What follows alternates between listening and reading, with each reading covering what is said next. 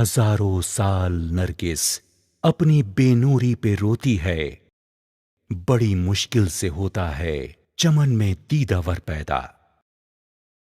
مولانا عبد الحمید رحمانی رحمہ اللہ عالمی پیمانے پر شہرت یافتہ ایک عظیم اسکالر اور ممتاز و معتبر عالم دین تھے۔ ایک اچھے اور لائق مربی و منتظم کے ساتھ ساتھ آپ ایک ماہر تعلیم بھی تھے۔ آپ کتاب و سنت کے سچے علمبردار اور مسلک صحابہ کے بے باک ترجمان تھے۔ میدان خطابت کے ایک ایسے عظیم شہسوار اور داعی و مقرر تھے کہ جس موضوع پر بھی خطاب فرماتے اپنے اچھوتے انداز خطابت سے نہایت جامع، مدلل اور مؤثر گفتگو کرتے ہوئے اس کا حق ادا کر دیتے۔ کسی بھی اہم اور حساس موضوع پر برملا خطاب ان کا طغرائے امتیاز تھا۔ خصوصاً تاریخ اہل حدیث پر انہیں کافی عبور و ملکہ حاصل تھا۔ انہی خوبیوں اور محاسن کی بنا پر ہند و بیرون ہند کے علمی، ادبی اور ملی و سماجی حلقوں میں کافی معروف و مقبول تھے۔ لوگ آتے تھے ان کو دیکھنے کے لیے کہ رحمانی ہے کون، اتنی بڑی تعلیم و تربیت کے سلسلے میں اتنا سب کام کر دیا ہے۔ تو جب وہ دھیرے دھیرے نکل کر کے مسجد سے پیدل آتے تھے تو لوگوں کو تعجب ہوتا تھا، یہی ہے، کوئی باڈی گارڈ نہیں ہے ان کے ساتھ۔ اس شخص کی خوبی یہ ہے کہ اتنا بڑا مخالف ایریا اپنے کام کی وجہ سے، جانتے ہیں حسد کا زمانہ، کینہ کپٹ کا زمانہ، فجر کے وقت وہ اکیلے زندگی بھر آئے، کبھی انہوں نے ضرورت نہیں محسوس کی کہ وہ کوئی باڈی گارڈ کی طرح ان کے ساتھ رہے۔ یہ ان کی ہمت تھی، اور ان کے اللہ پہ سب سے بڑا ان کے یہاں اللہ پہ ایمان، توحید پہ ایمان اور سنت کی پیروی کا جذبہ، یہ ان کے یہاں ان کی شناخت تھی۔ خصوصاً اسلامی ممالک میں تو انہیں بڑی قدر و منزلت کا مقام حاصل تھا۔ انہوں نے اپنی زندگی کا اصل مقصد تعلیم و تربیت کا فروغ اور قرآن و سنت کی سچی تعلیمات کی اشاعت و تبلیغ ہی کو بنایا۔ انہوں نے بچوں کے ساتھ ہی بچیوں کی عمدہ اور معیاری تعلیم و تربیت پر خصوصی توجہ دی، اور اپنی پوری زندگی ہر ممکن ذرائع سے مسلمانوں کی تعلیمی بیداری و ترقی اور ان کے مختلف مسائل کے حل کے لیے وقف کر دی تھی۔ پوری توجہ مولانا کی تعلیم پر اور اس کے ساتھ ساتھ ادارے کی توسیع پر رہی ہے۔ جتنے ملی مسائل رہے ہیں مولانا نے اپنی تقریروں میں، اپنی تحریروں میں سارے مسائل پر بھرپور توجہ دی، لوگوں کو متفق اور متحد کر کے اپنے اسلامی تشخص کو باقی رکھنے کے لیے پورا زور دیا۔ آپ سیاست سے بھی وابستہ رہے۔ ملکی اور عالمی سیاسی مطلع پر ان کی بڑی گہری نظر تھی، اس لیے اس میدان میں بھی ان کی علمی توانائی، سیاسی بصیرت، دور اندیشی اور قوت فیصلہ وغیرہ کی بڑی پذیرائی ہوئی۔ مولانا رحمہ اللہ 1940 میں یو پی کے ضلع سدھارتھ نگر کے ایک چھوٹے سے گاؤں تنوا میں پیدا ہوئے۔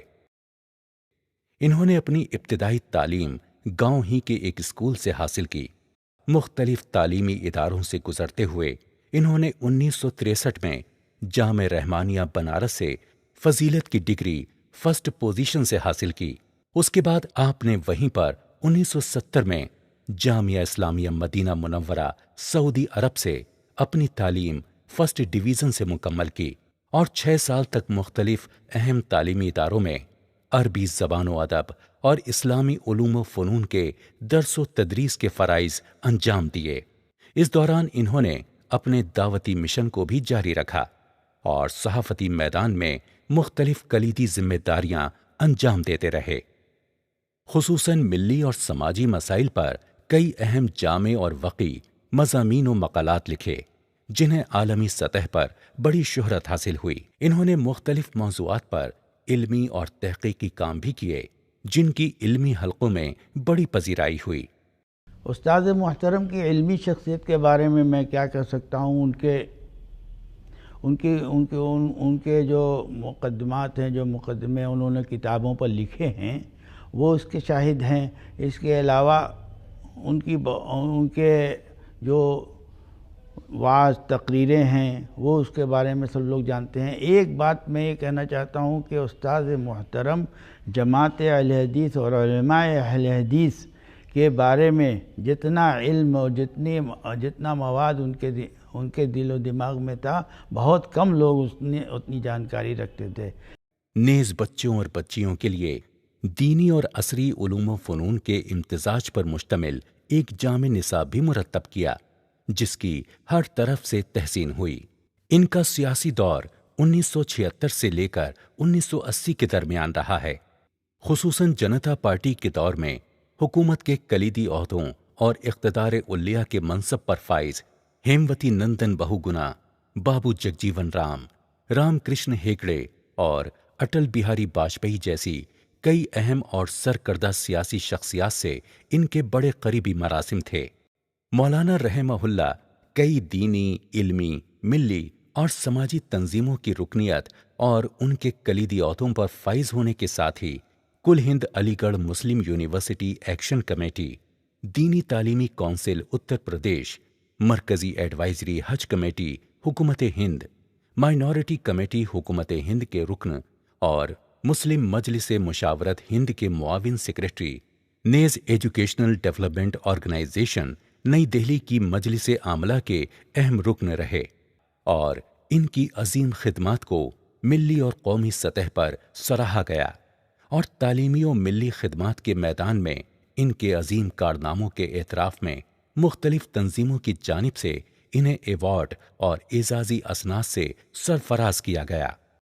میں ان سے پہلی ملاقات میں بے حد متاثر ہوا اور میں نے ان کی بے باکی، ان کی جرأت، ہمت اور حوصلے کی داد دی اور ادارے کے لیے انہوں نے دن رات ایک کر کے ادارہ قائم کیا اور اس میں ایسا معیار تعلیم قائم کیا جو ہندوستان کے دوسرے تعلیمی اداروں میں مفقود ہے. مجھے ٹیلی فون پر سیکرٹری صاحب نے بتایا کہ مولانا کی رحلت ہو،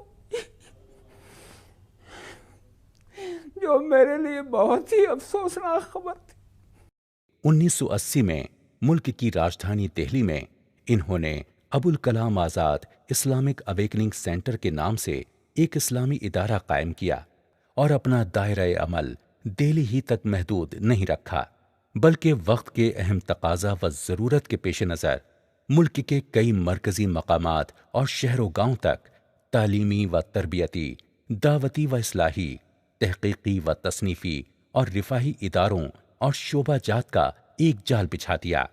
بہت سی مسجدیں تعمیر کرائیں، اسکول و کالجز، مدارس و معاہد اور بیرونی مقیم بچوں اور بچیوں کی رہائش و دیگر سہولیات کے لیے 5 سے 6 منزلہ عظیم الشان خوبصورت عمارتوں کی تعمیر ان کی انتھک محنت اور قد و کاوش ہی کا نتیجہ ہے. بسم اللہ الرحمن الرحیم، الحمدللہ والصلاة والسلام علی رسول اللہ. میرے والد محترم جناب مولانا عبدالحمید صاحب رحمانی، جنہوں نے Abul Kalam Azad Islamic awakening centre کی بنیاد رکھی، وہ اس کے بانی اور مؤسس تھے. ان کی زندگی کا ایک اہم پہلو یہ ہے کہ انہوں نے اپنی تعلیم اور تربیت غربت میں شروع کی. ان کے والدین نے، ان کی بہنوں نے، ان کے بھائیوں نے مزدوری کر کے اور گھر کے سامان اور اثاثے کو بیچ کر ان کی تعلیم کا حصہ حاصل کیا اور اس کے ذریعے سے ان کی تعلیم و تربیت کی گئی. وہ ذکر کرتے تھے کہ جب وہ تعلیم کے لیے ہاسٹل میں رہا کرتے تھے تو ان کے پاس صرف 2 کپڑے ہوتے تھے، کرتا اور پیجامہ، یعنی ایک جوڑا کپڑا. کرتے کو پہن کر وہ پیجامے کو دھویا کرتے تھے اور پیجامہ پہن کر وہ کرتے کو دھویا کرتے تھے. ان کی زندگی بڑی تنگی کی زندگی گزری. انہوں نے یہ بتایا کہ کبھی بھی ان کو پیٹ بھر کے کھانا کھانے کو نہیں ملتا تھا اور بڑی تنگی کی زندگی کے ساتھ انہوں نے تعلیم حاصل کی. والد رحمۃ اللہ علیہ نے جو مشکلات کی زندگی گزاری، اس کے نتیجے میں وہ ہم بھائیوں سے، خاندان کے افراد سے ہمیشہ اس بات کی تمنا رکھتے تھے کہ ہم آپس میں ایک دوسرے کا تعاون کریں، علم دوست بنیں اور غریبوں کا خصوصی خیال کر کے اس ادارے کو ترقی دیں، اور اللہ رب العالمین کے فضل و کرم سے یہ کسی حد تک ہم اس معاملے میں کامیاب ہیں. اللہ رب العالمین ہم کو اس بات کی مزید توفیق دے.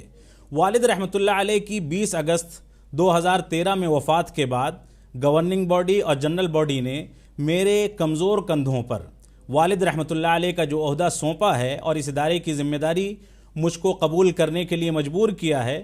میں اللہ رب العالمین کی ذات سے قوی امید رکھتا ہوں کہ وہ ہم کو اور ہمارے ساتھ کے لوگوں کو، تمام ذمہ داران کو، تمام جو متعلقین ادارے کے ہیں، ان کو اس بات کی توفیق سے نوازے گا کہ وہ اس ادارے کو اخلاص کے ساتھ لے کر، ایمانداری کے ساتھ لے کر اور سارے لوگوں سے جوڑ کر اس ادارے کو لے کر آگے چلیں گے، تاکہ غریب طلبہ جو اس سے فائدہ اٹھا رہے تھے وہ ہمیشہ اس سے فائدہ اٹھاتے رہیں۔ والد صاحب رحمہ اللہ کی پوری زندگی قوم کی خدمت میں گزری۔ وہ ایک بہت ہی اچھے ایڈمنسٹریٹر تھے، عالم دین ہونے کے ساتھ ساتھ ایڈمنسٹریٹر بھی بہت اچھے تھے۔ بہت سی بیماریاں تھیں ان کو، ان بیماریوں کے باوجود بھی وہ 18 گھنٹے کام کرتے تھے، جو ایک جوان آدمی کے بھی بس کا نہیں ہے۔ اگست 2012 میں جب وہ آخری بار بیمار پڑے کافی زیادہ، تو ان کو تقریباً 1 مہینے کے لیے ہاسپٹل میں ایڈمٹ کرنا پڑا۔ وہاں سے کچھ حد تک بہتر ہو کے گھر آئے۔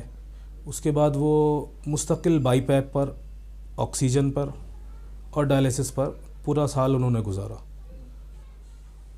بے ہوش ہو جاتے تھے آکسیجن کی کمی سے، جب ہوش آتا تھا تو ادارے کے بارے میں، اپنے بچوں کے بارے میں، پڑھائی کے بارے میں، یہ ساری چیزیں پوچھتے رہتے تھے۔ خصوصاً دریائے جمنا کے کنارے دہلی نوئیڈا شاہراہ کے ایک پرفضا مقام پر واقع سینٹر کے تعلیمی و تربیتی ادارہ جامعہ اسلامیہ سنابل نئی دہلی کے 18 ایکڑ اراضی پر مشتمل وسیع و عریض کیمپس میں تقریباً 2 ایکڑ رقبہ پر جدید طرز تعمیر پر مبنی عالی شان جامع مسجد عمر بن خطاب ان کا عظیم شاہکار ہے۔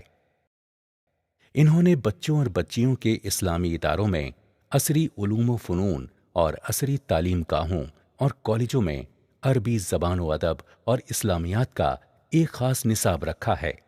مولانا رحمہ اللہ نے دنیا کے مختلف ممالک میں عالمی سطح پر منعقدہ کئی اہم کانفرنسوں میں شرکت کر کے ادارہ اور ملک کی نمائندگی کی۔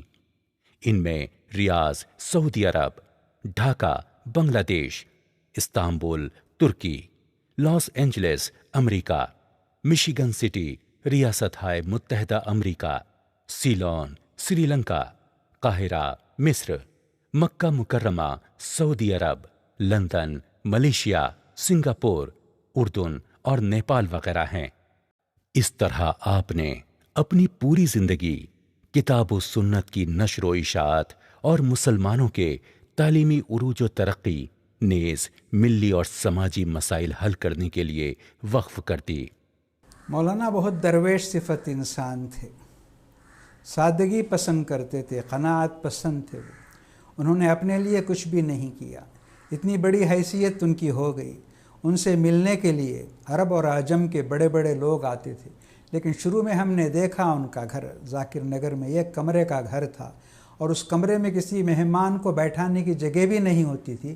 اس کمرے سے باہر ایک دالان تھا، کھلا میدان تھا، اس میں ایک درخت تھا، اس درخت کے نیچے چارپائی بچھا کر وہ بڑے بڑے لوگوں کا استقبال کیا کرتے تھے۔ تو غرض بہت سی چیزیں ان کی طبیعت میں اور ان کے مزاج میں ایسی تھیں کہ انہوں نے پرواہ نہیں کی، ان تمام چیزوں کو اہمیت انہوں نے نہیں دی۔ انہوں نے علم کو اہمیت دی اور خدمت کو اپنا شعار بنایا، اور اسی کے ذریعے انہوں نے دنیا میں اپنا ایک مقام پیدا کیا۔ آخر وقت موعود آ پہنچا اور اسلام کا وہ سچا نقیب و علمبردار، مسلک کتاب و سنت کا حامل و ترجمان اور ملک و ملت کی تعمیر و ترقی میں سنجیدہ اور مثبت ذہن و فکر اور حد درجہ تڑپ رکھنے والا بے باک مرد مجاہد نظام قدرت کے تحت بتاریخ 20 اگست 2013 بروز منگل بوقت صبح 6:30 بجے اپنے لاکھوں عقیدت مندوں اور متعلقین کو سوگوار چھوڑ کر اس دار فانی سے حیات بقا کو کوچ کر گیا۔ انا للہ و انا الیہ راجعون۔